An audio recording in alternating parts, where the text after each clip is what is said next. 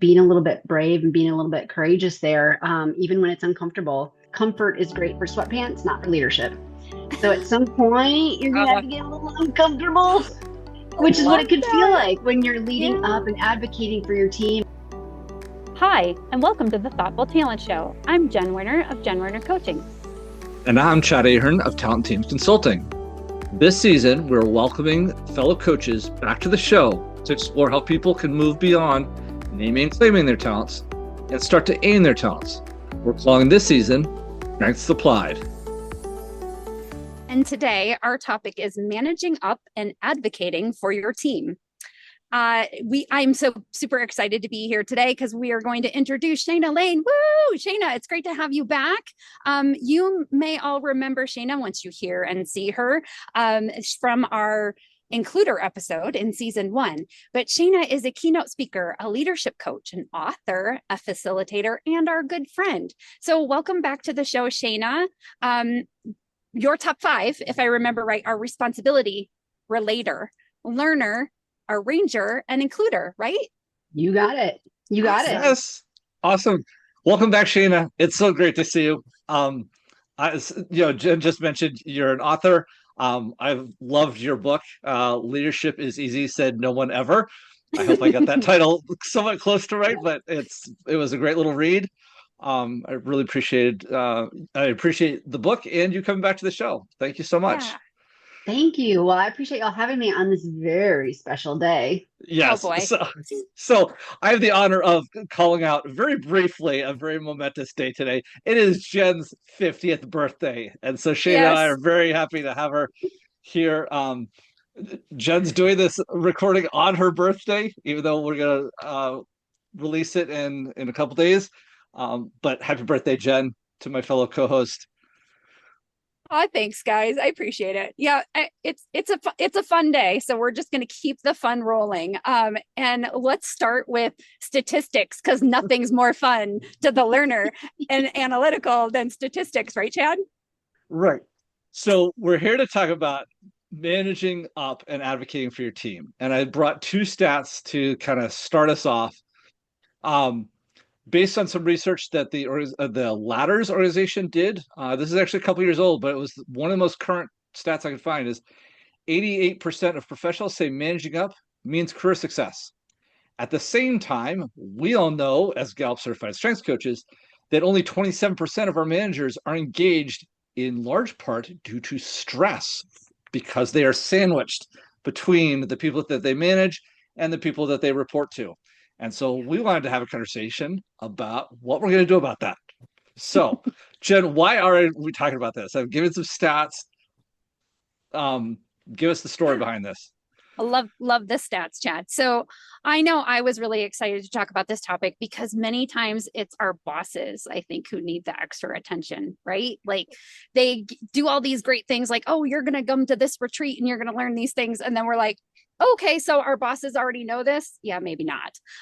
So our team works really great together, but maybe our bosses or our managers might be lacking a little bit.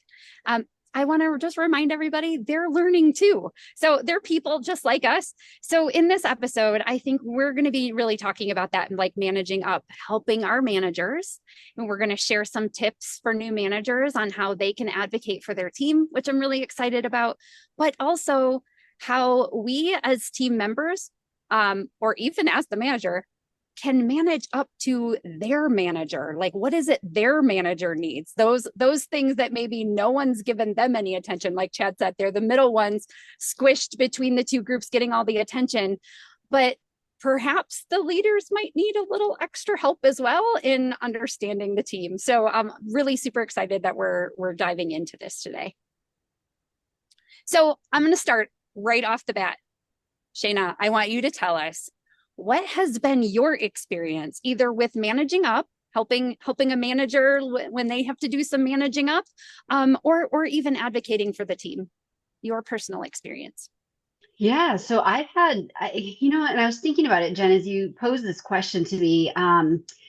I feel like I'm in this position a lot, and I don't know if it's just because I put myself in this position, but I think we see leaders that run the gamut. I've certainly experienced it in my professional career where I've had a really, really great manager who, or I would say leader, who didn't want to be in the weeds. And so she really let me run my shop. And if I needed something, like we talk about advocating for our team, I just had to build a business case, pitch it to her, and she's like, yeah, great, do your thing, awesome, right? So it was really, she made it really easy on me. And then I worked for leaders who were kind of on the opposite end of that spectrum, who wanted to manage and own and control everything, and it was a Yes. lot harder to move the needle there, even though I'd create a really solid business case because I had learned how to do that.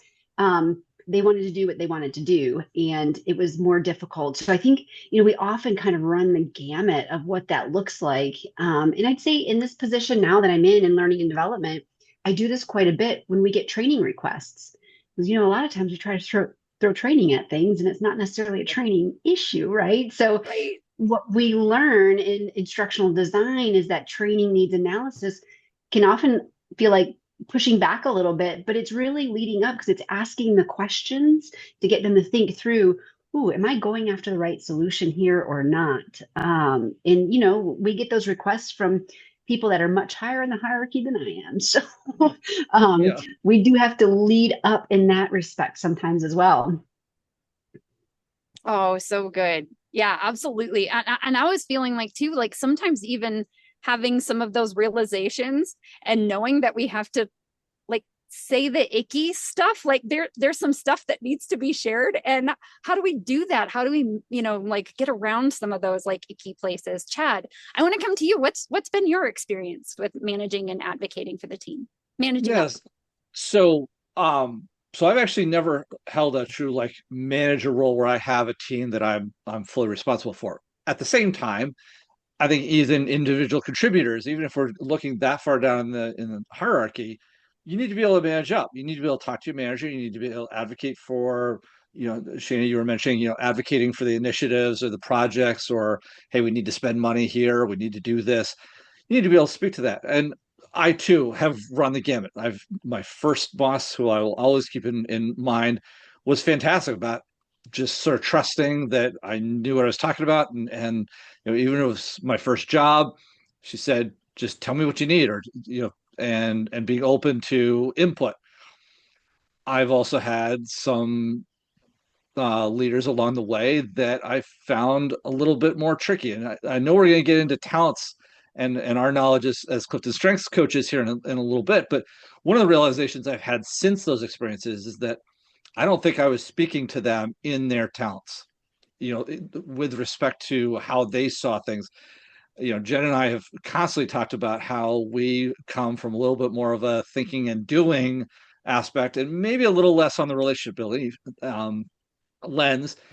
But I've realized I used to work for bosses that had much more of a person orientation versus a doing orientation, and we're going to talk a little bit more about that. But that I think is going to influence a little bit of my contribution today, in that disconnect can happen, and you need to be aware of it. And that I think is sort of one of the foundational pieces I'm gonna bring into this conversation, coming out of my experiences in my various roles. Chad, I love that you're talking about this relationship side, me and my all my doing talents. And when I first found them out, I didn't know, like I only had my top 5. I didn't know for quite a while that I had relationship building like stacked right underneath all of those executing. And so I was like, oh, I'm not relationship building at all. I can't do anything with other people. And I will say I am very, very motivated by the getting the stuff done. So for me, it was like realizing that they weren't going to lead maybe like the other manager that I really loved working with, who like had all the plan, had the strategic plan, had all the things laid out to do, had all the discipline, all the discipline that I so long for. They had all those things in place for me to just do. Sometimes they were more about the, oh, well, let's get together and we all need to feel good about this. And what does everyone else think? And let's collect the ideas. And so they weren't going to lead like the person that I wanted, that I needed. And so for me, that meant learning, I had to ask for that. And that's what I thought was really great about CliftonStrengths, is the like knowing like, oh, this is what I need to do well. So these are the things I need to ask for. So in that, respect, I was managing up. I was actually giving my leader what they needed so that they could give me what I needed. So it was really an interesting like position there. And as far as like advocating for the team, I haven't actually technically been the like manager where I had to like advocate for my team specifically, but I was a team leader of a like cross-functional team.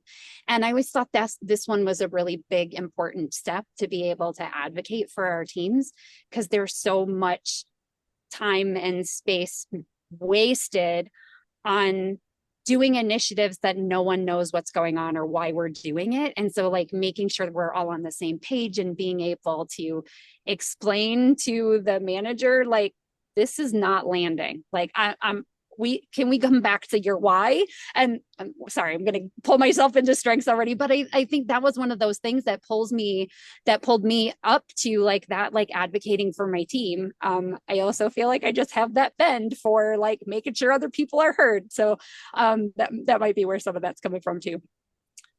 Yeah.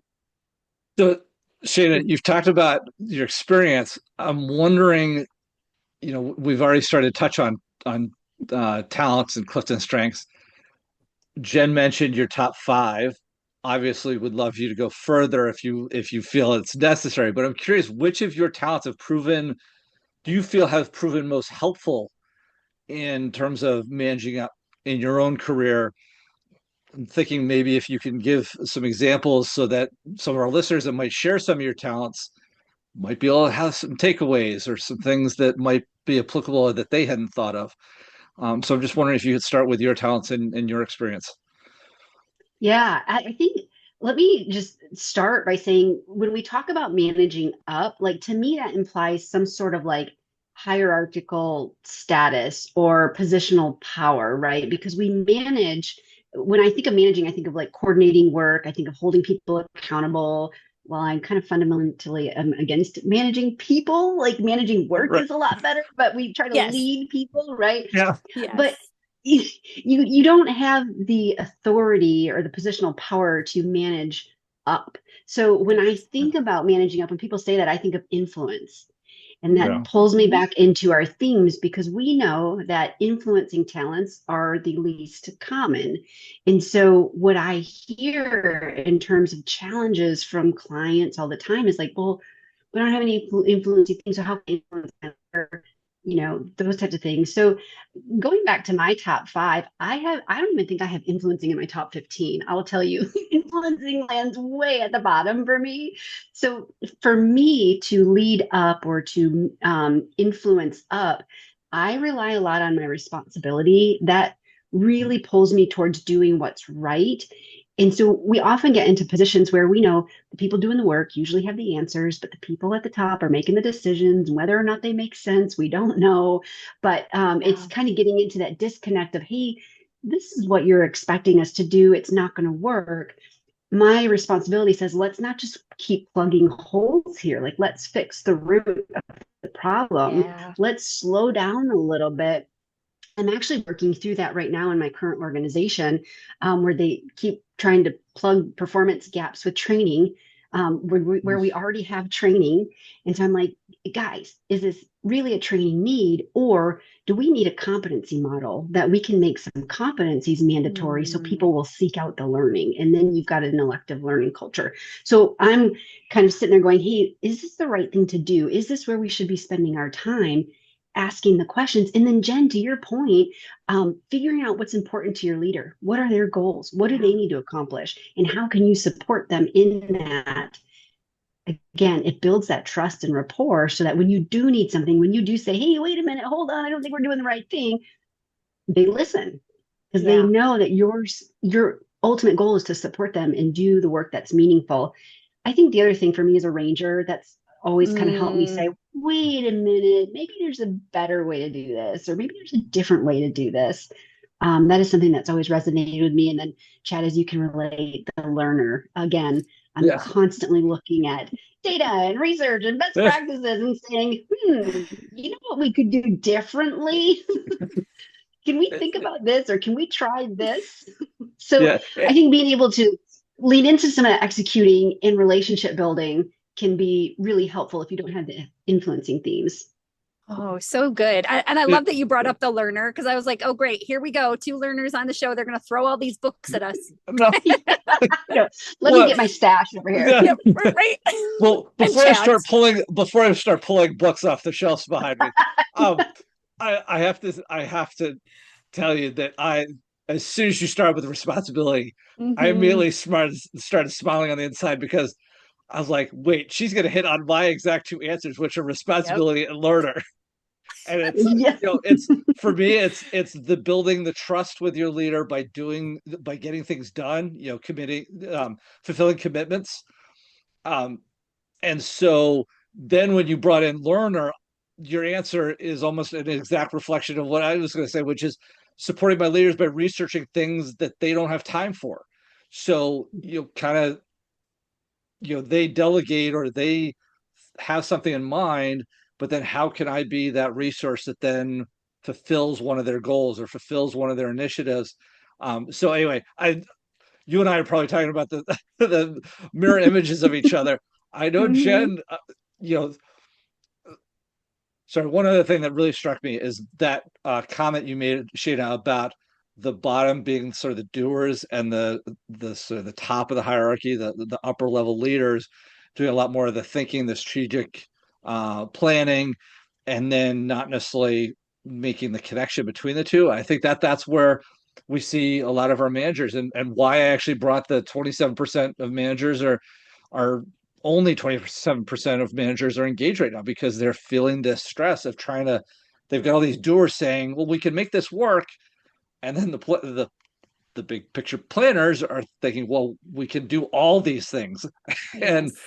the managers have to be sometimes serve as the bad guy or the bad person, but that has to Yeah. bridge the conflicting requests. And I think that's one of the reasons why we wanted to get into this, especially since we're now so much more hybrid and remote, where you don't have the passing by each other, the visibility gap. You don't see each other every day. Um, Yeah. and also that Shana, you brought up the idea of hierarchical organizations. Well, in a lot of organizations, boss or leader can mean four different people because we've got these matrix teams now. So Yes. so it all kind of plays together. So anyway, just in terms of themes, I loved yours. I'm thinking about the doing. Oh, where'd Jen go? Oh, there's Jen. Sorry. She was out starting her birthday celebration, I right. think. I was like, dang. And I'm Oh, out. yeah. Jen, you have a lot of Yes. really great executing themes. I'm wondering what themes Yes. you lean on to manage up, coming from a little bit more of that doer lens versus Sure. the Well, influencing lens that Shana sort of let us off with.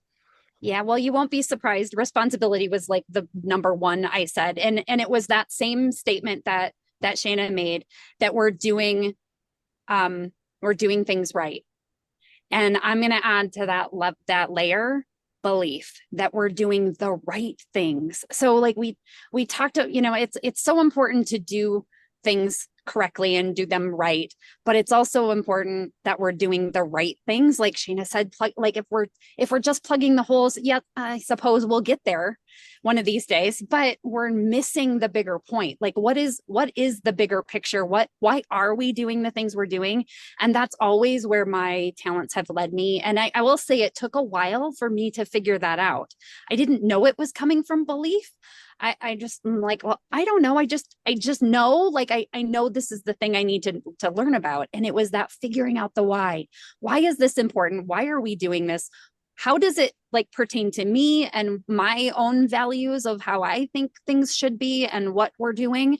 But that keeping things ethical, I think, is that like really important place that belief plays a really big role in that, making sure that we're not just doing to do, we're doing for a cause. I'll say. And the older I get, talking about how old I am, older I get, the more that cause and the purpose has become like really central to what I'm doing. If I don't see like some major things happening with this, that this isn't going somewhere, this isn't helping someone, why are we doing it?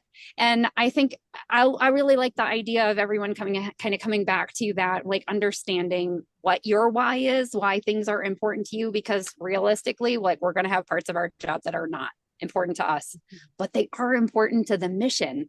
So how can we like determine what that importance is, and then being able to like really use that to help others see that, because maybe they don't see why they're important, why their mission is important. I don't know. That's kind of where I was going with that one. Elise. I can't wait to hear what your response is when you turn 30.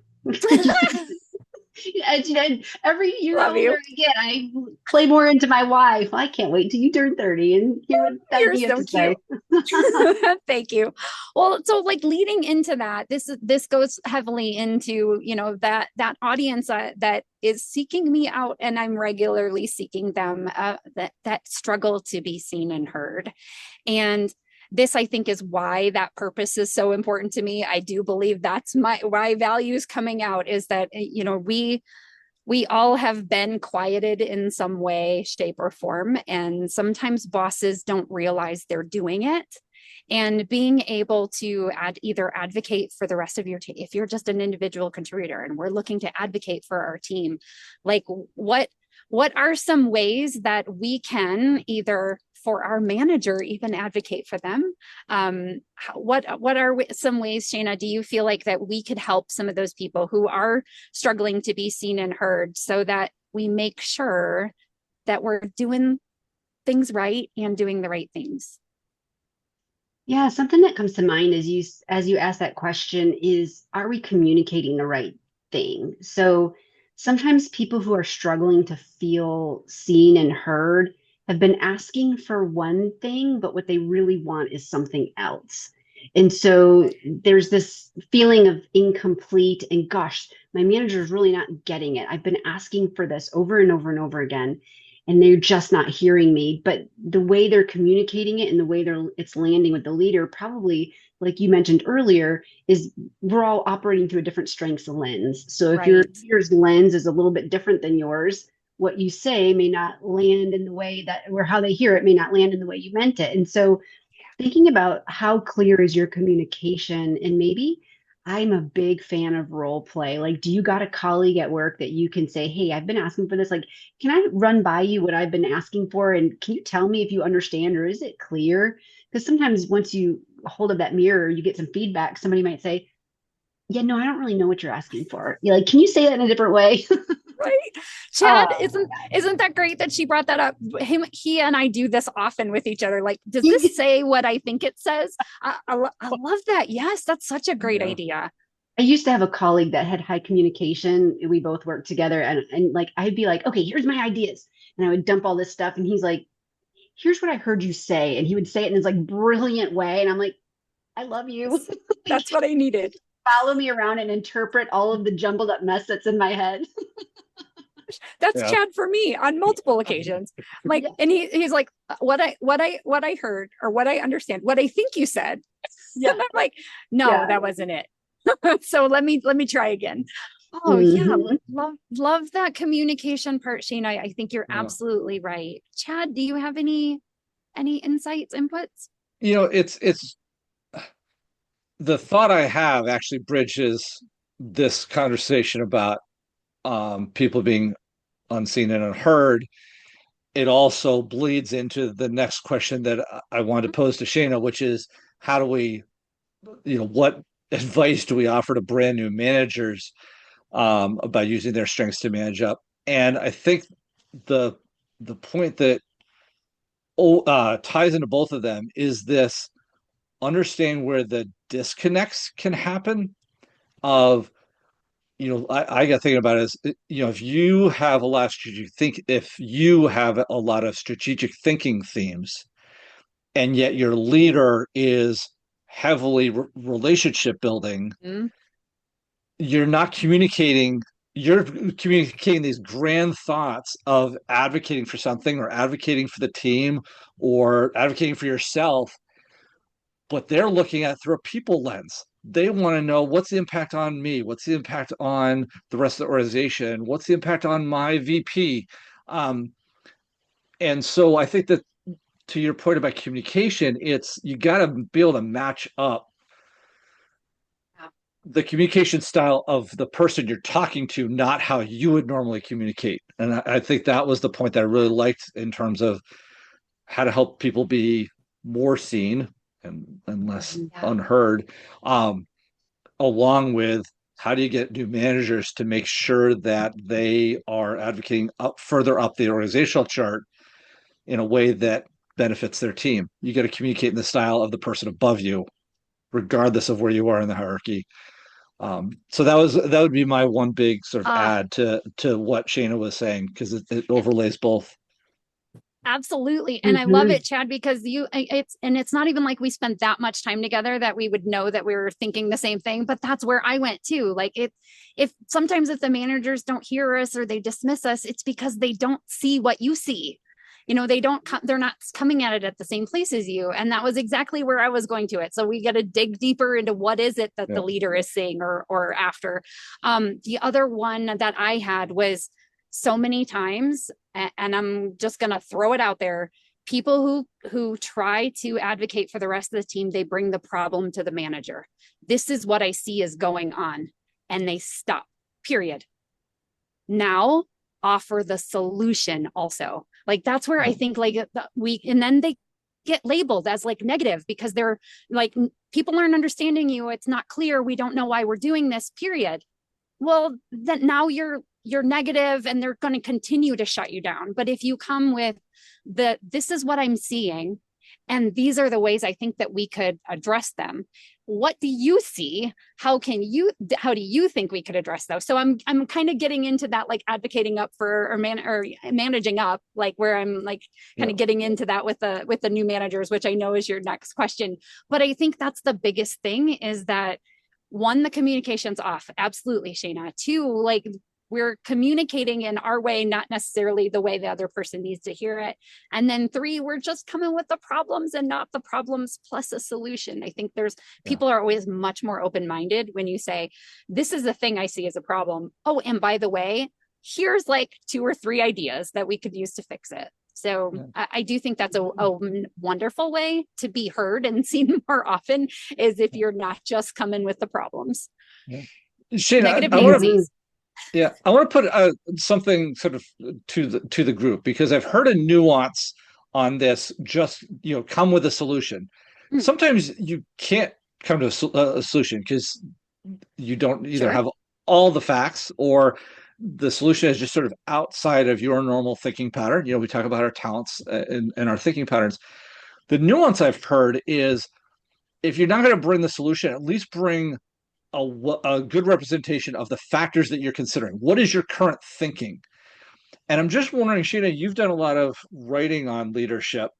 I'm just wondering, is that something that has come up in your conversations or with some of your coaching clients about, you don't always have to have the solution, but maybe you need to, definitely to Jen's point about, you don't want to be the negative Nelly every single time, but sometimes the solution is outside of our realm.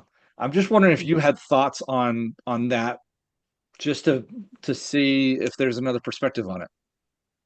Yeah, and I would actually even back it up a little bit and say what I see most often with new managers is they just don't say a thing.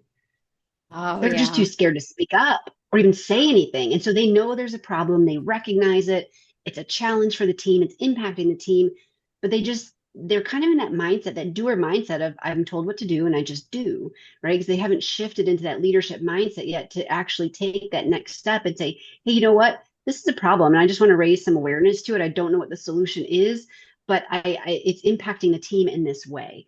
And so sometimes I think even if you can share what the problem is and the impact and how you communicate that, because sometimes your leaders aren't aware of it, right? They probably have several different teams or several different lines of business, and they don't know how the team is feeling. And so just say something and kind of step into that role of a leader and being able to raise awareness, bring the problem up. I think if you're bringing up a problem every week and there's nothing else going on behind the scenes in terms of productivity, then you might be the negative Nancy on the team, right? Sorry if any of the listeners are named Nancy. Poor Nancy's and Nellies on this thing.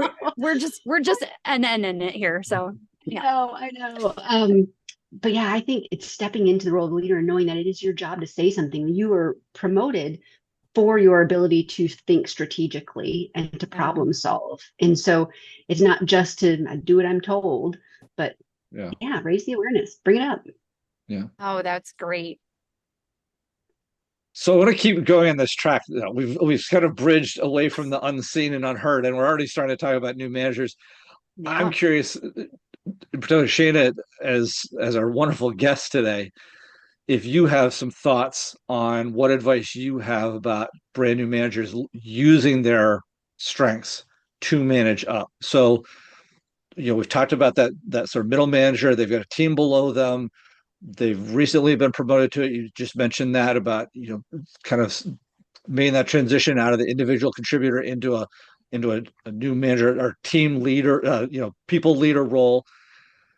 How do they use their strengths to get going in terms of advocating for that team that they're now leading up into the rest of the organization? Do you have thoughts on things seen be successful or advice that you like to dole out? I know you've got a great book on it, but but Yeah. you know we're talking about talents and tying in our CliftonStrengths to this conversation. So I'm curious what advice you've got. Yeah, so something I always think about, like we talked about with managing up, is really influencing, right? You want to influence a different outcome. And when I think about influence, it is the product of credibility and social capital. Credibility Mm, is I do what I say I can do. I deliver on the work that I commit to. I'm credible. I know what I'm talking about. And social capital is likability. How are your relationships through the organization? Because people work with people they like, people promote people they like, people negotiate with people they like, right? So social credibility and social capital are the cornerstone of influence. So if you think about your CliftonStrengths themes, and maybe you don't have influencing themes, it doesn't come naturally to you, but how do you think about how you can use those executing themes to deliver on the work that needs to get done to build your credibility as the mm, subject matter expert, the best widget maker in the factory, right? And how do you leverage those relationship building talents to build social capital through the organization before you need to use it? So often we think about like, oh gosh, there's a crisis today, and now I've got to lead up and manage, and let me figure out how to do that in the next 30 seconds so that I can go to my boss and tell him what I need, right? Right. But think about how you build that social capital and mm, credibility before you need to use it. And then I think in terms of strategic thinking talents is where are you going to get the best ROI? My one leader used to say this to me all the time, like, which hill are you going to die on, right? Which one is the most important. So with your strategic thinking talents, how can you pick out like which battle am I going to fight and which one am I going to let go? Which one makes a bigger difference for my team? Which one isn't as big of a deal? Oh, oh, I like the hill. Which hill are you gonna die on for sure? yeah. I think she said Oh, which sword are you going to die on, but I think yeah. hill's a little bit nicer. I like, do we Yeah. have to be stabbed in order to get through this? Yeah, that doesn't I that doesn't know. feel as good, right? I know. Oh, so Yeah. good. I was really loving that like thread you were going through about like if you're not influencing, because there are so few people who have influencing high. And I will say like influencing is really emotionally charged. All the influencing themes are really emotionally charged. And sometimes that's not necessarily the best way. I'm going to say like my Yeah. activator is great, but also cannot be so great. So like maybe that's not what I want to use to influence others. Like I'm gonna get excited about things and I'm gonna be the doer because my executing talents are high. And so I think about like understanding how we can use our own talents to help figure out what is going on in the team and how we can like really get to know and understand them to this place where then we know how to like put them on the right seats on the bus, be able to speak about our team to our managers and like, this is what's going on and this is how I think we could move things forward. It's that like again, I feel like a broken record a lot of these episodes where like it's talking about getting to know ourselves and then really getting to know our team. Yeah, and how can you use your talents to get the best out of those that you work with? And I don't know that I have a specific to how we're going to do that. I love that you broke it out in the all the different 4 domains and how they can use those. So that was really good. I want to build on something both of you have kind of brought up in different ways, but I think the getting to know piece, getting to know your boss or your team manager, even if you're that middle manager, the person above you, the person you report to, how can you use your themes to get to know them really well, whether it's your relationship building themes, or I have Learner that sort of transitioned into a relationship building tool when I need it to. But how do you get to know them? But also, this is where coaches like the 3 of us really come into play, which is we can start to help people understand each other, and we have a shared language. That's one of the great benefits we always talk about with CliftonStrengths, is that this is a shared language. And so now you have a shared language to know your boss. And that goes back to the communication piece that Shaina, I think you really brought up. So I think that there's that piece. The other piece, Jen, you talked about the doing part. And one of the pieces that I wanted to throw out there is, we talk a lot about our talents we can develop into strengths when we aim them at things. Yeah. Okay. So we often have our own personal goals, but if we're advocating or trying to manage up for the team, how can we think about our own talents and the talents of our team in pursuit of our leader's goal? So you're managing up by bringing the whole bandwidth of the people that you lead with you to essentially manage up, that you're helping your leader achieve their goals. And that goes to, Shaina, your point about sort of the social capital. If I've already aimed my whole team at my leader's goals, right, then boy, I've sort of advocated, I'm showing my value, I'm showing my worth, and my team's worth. And so then when, the problems come up, or, hey, I need this new resource, I'm doing it in pursuit of your most important goals. Yeah, they trust you. So it was a tie over between Jen's comment about, doing as sort of an advocation, doing as advocacy versus, not versus, but alongside, aiming at goals, which we know is an important part of strengths-based development. When we not just claim a name, but also aim our talents, that's where they really bring their full strength. Mm-hmm. That was an awesome time. I love that. Yeah. It was. Was there anything else you wanted to add, Shaina? We've had a great conversation. Is there anything else you wanted to add to this conversation? We've asked sort of Jen and I's 4 core questions, but we're always interested in, we have experts like you on for a reason. Is there anything else in particular that you want to share with our audience? Yeah, I think just find your voice. We covered the gamut today in terms of leading up, but it's finding your voice. It's not being afraid to speak up, being a little bit brave and being a little bit courageous there, even when it's uncomfortable. One of the quotes that I have in my keynote is that comfort is great for sweatpants, not for leadership.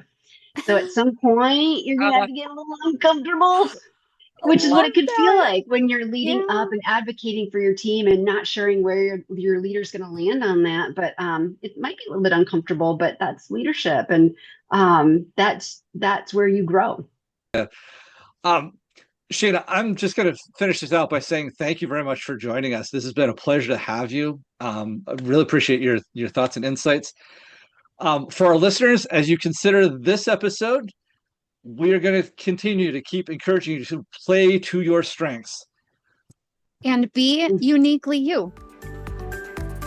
If you enjoyed this episode, we encourage you to like, follow, and subscribe wherever you find your podcasts.